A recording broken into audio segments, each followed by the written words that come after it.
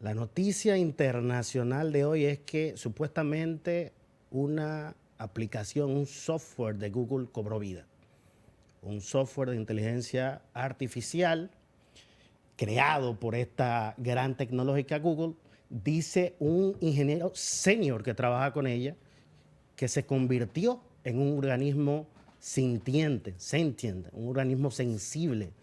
Según Blake Lemoine, el sistema Lambda, esa sigla significa Language Model for Dialogue Application, en español sería lenguaje para aplicaciones de diálogo, es un chatbot que creó Google. De esos chatbots que tú te encuentras cuando entra a un portal y te sale un mensaje preguntándote si quieres asistencia, que parece un humano, pero es un software. Bueno, este ingeniero senior de Google dice y reveló conversaciones que tuvo con este software, donde el software incluso le dice que no quiere que se refieran a él como propiedad de Google, sino como empleado de Google con derechos. Según este ingeniero, este software incluso le ha manifestado su preocupación con morir, que lo apaguen.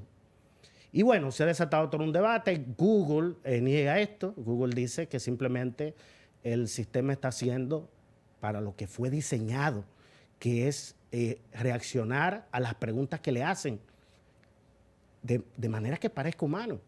Y esto es interesante, independientemente de que el señor Blake tenga razón o no en que este software haya cobrado vida o no, que haya desarrollado lo que conocemos como conciencia.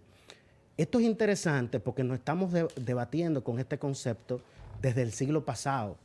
De hecho, a mediados del siglo XX, Alan Turing, considerado por muchos como el padre de la computación, o uno de los padres de la computación, él hizo un famoso examen para determinar si en el futuro se puede desarrollar una inteligencia similar a la humana. Y en ese examen Turing planteaba, bueno, había un juez que se sentaba a hacer preguntas a unos jugadores que él no podía ver.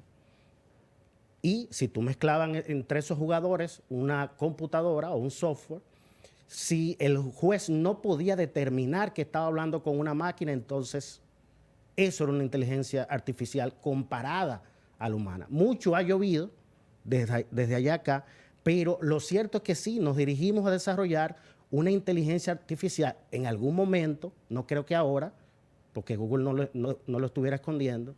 Yo difiero ahí de este ingeniero Blake Lemoine, pero sí, nos encaminamos hacia allá. De hecho, hay cosas en donde se está invirtiendo mucho dinero, por ejemplo, la conducción autónoma, que todavía no tenemos conducción autónoma, digamos, de la verdadera conducción autónoma, que tú no necesitas un humano para nada para que un automóvil se mueva.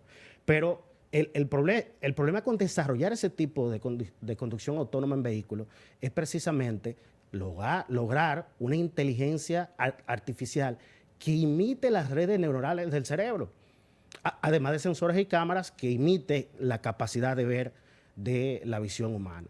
Pero el punto es que sí nos dirigimos hacia allá y algunas personas piensan que esto es peligroso.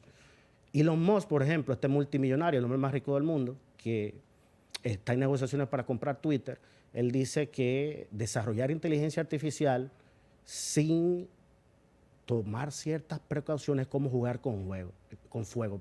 Porque, señores, estamos hablando de un algoritmo, cuando lo logremos, de un algoritmo que puede mejorarse a sí mismo, un algoritmo que se escapa a sus propios creadores.